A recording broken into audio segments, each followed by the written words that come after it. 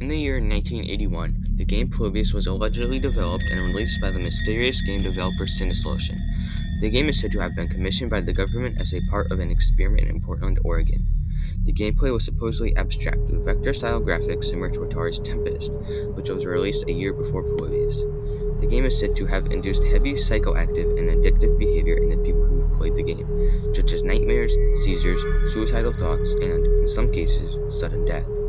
Every so often, the Polybius machines were apparently inspected by men in black suits who analyzed the effects of the game on its players. Even though the game was popular in these backwater arcades, the machines were suddenly disappearing without notice after the effects were apparently recorded by these men in black. Not much more is known about this mysterious game, but in this video we will attempt to solve the mystery of Polybius, or has it already been solved? Firstly, we'll dissect the name of the game. Polybius is also the name of a Greek historian who lived in Megalopolis, Arcadia during the Romans' rise to power. The name also means many lives. The name of the game could possibly be seen as Many Lives from Arcadia, which alludes to the game affecting many lives in the Portland arcade. The next item on the list is the developer, Cinesolution.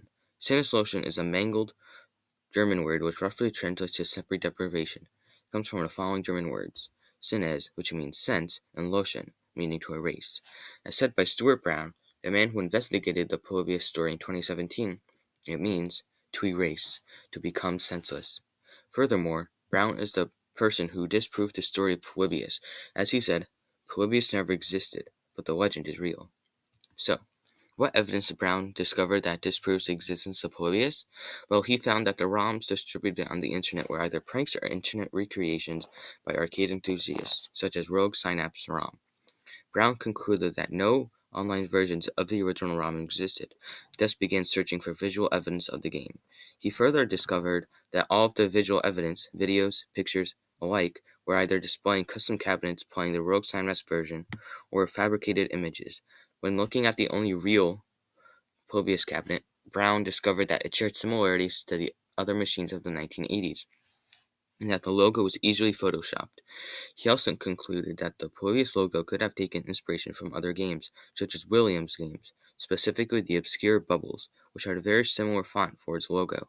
But after examining this evidence, Brown decided to dig deeper. He investigated the numerous accounts surrounding the game, such as the claims by user PRG017. When investigating the user, Brown discovered that his story was flawed due to it involving Sega, who were not responsible for the game's creation. That would be Cinesolution. As well, the claims that some Polybius code was in the Sega Genesis CD was also disproven, as the Sega CD did not release until 1991. 10 years after Polybius, and if the game had such horrific effects, why use the code for anything else at all? By this, Brown proved that PRG017 was a fraud, was only adding fuel onto the fire. Additionally, Brown looked at the post made by a man only known as Stephen Roach. Brown disproves Roach's claims based upon the following facts. Roach stated that he was born in Wales but moved to Czechoslovakia in 1965 when it was under communist control. With the geopolitical mess surrounding the Cold War, this detail was automatically disproven.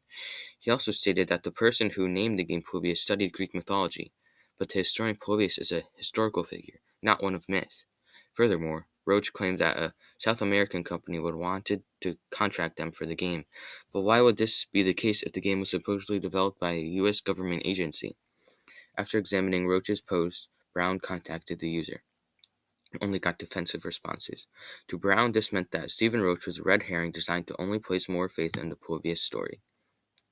Finally, after disproving these red herrings, Brown utilized a tool known as the Wayback Machine to go to earlier versions of the websites where Polybius emerged, starting with Wikipedia. After using the machine, Brown discovered that the first mention of the game was on February 29, 2004. He then traced it back to the source, a website known as Slashdot. It appeared there in late 2003, after the August 2003 GamePro article titled Secrets and Lies. The article, written by Dan Amrich, discussed 6 video game urban legends with 3 possible ratings: true, untrue, and inconclusive. Polybius was number 6 and was rewarded with inconclusive. Amrich wrote that there wasn't enough evidence to either prove or disprove the game's existence, thus Brown needed to go back further. He then went to the first site where the game is known to have appeared, coinop.org. Going to the cornopt.org domain, Brown discovered that the website has a date creation page for each of the arcade games in its database. The one for Polybius is said to have been created on August 3rd, 1998 at 4 a.m. But this field was only added in 2014, and it says the same for every game. Thus, Brown needed to continue using the Wayback Machine. After going back further, Brown discovered that the first appearance of Polybius was on February 6, 2000. It was said to be a new addition to the domain. It did not exist on the site any time before February 6, 2000. Based on this, Brown realized that at this stage of his research, no 20th century evidence existed for Polybius. This does not dissuade Brown, however. He then continued going back further on other websites, as Polybius is said to have appeared on Usenet circa 1994.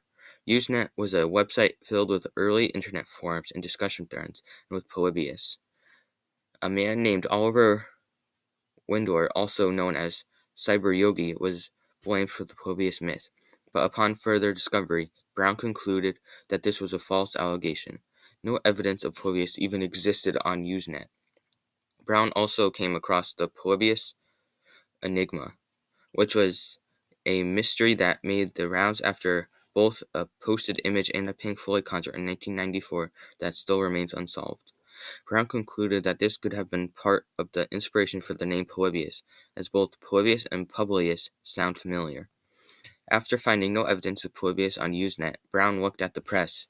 By completing numerous Google books searches, Brown found no evidence of Polybius from 1981 to 2000.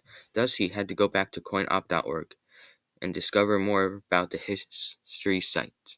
Originally, coinopt.org was a museum-like website, but after the original owner couldn't maintain it anymore, he was looking for a buyer. He then gave the domain to web developer Kurt Kohler. After taking ownership of the site in August of 1998, close to the recorded time in which Polybius is said to have appeared, he turned it into a database for arcade games. But the site wasn't getting enough traffic. In 1999, Kohler turned it into a subdomain of clickto.com, then made it a subdirectory. Kohler also mentioned a German language version being created. Then, on that day in early 2000, Kohler himself added Polybius to the site. He was also the person who tipped off Dan Emmerich, the author of the 2003 GamePro article that concluded the game. Also, Kohler was active on Usenet in 1994 during the first appearance of the Publius Enigma under the internet pseudonym Captain Sarcastic. Furthermore, Kohler also made edits to the Wikipedia article on Polybius in 2005, correcting certain grammatical errors. He also added more to his narrative in 2009, using phrases such as new information and stay tuned. After gathering the information, Brown contacted Kohler and attempted to confront him, but to no avail. Kohler insisted that the description of the game had very specific wording that it was all he was allowed to comment on. This sent Brown on somewhat of a wild goose chase, but he found nothing. He concluded that Kurt Kohler was a fraud, the man responsible for spreading the Polybius legend. It is nothing more than a myth. But the myth has been enshrined on the web, but this story isn't quite over. The legend could have easily taken inspiration from other occurrences of arcade stories in the 1980s. In November of 1981, 12-year-old Brian Morrow came down with a stomach ache after going for a high score on the game Asteroids, which consumed 28 hours of the boy's life. Sleep deprivation, combined with caffeine and sugar, is what ended his streak.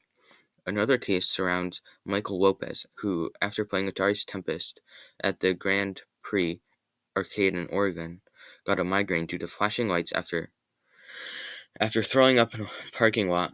Lopez collapsed on his brother's lawn after he and a friend were walking home. He has had migraine headaches ever since. Finally, some arcade games cause death in players. Arcade goer Jeff Daly suffered from a heart attack after getting a high score on the game Berserk. One, Peter Bukowski, also died of heart failure, suffering from myocardial inflammation after playing Berserk as well. This is why there are now light-based epilepsy and seizure warnings with every game. Furthermore, the FBI did conduct some operations in arcades at the time, but that was only to weed out gamblers, drug dealers, and pickpockets. People were reconfiguring arcade cabinets for gambling, and people were selling marijuana in between games of Pac-Man. FBI agents also rigged arcade cabinets with cameras to catch criminals in the act, and was so extensive that it caused a shortage of certain machines in the Seattle area during the 80s. Games with these cameras included Tempest, Scramble, and Galaxian. Furthermore, the stories surrounding the CIA's MK Ultra program involved mind control, but that program only involves psychoactive drugs for use in interrogation. These could all be inspirations for the story, but the story itself isn't true, and it never will be. In conclusion, the game Polybius never existed, but this fear-inducing horror story has been enshrined in our digital frontier forever.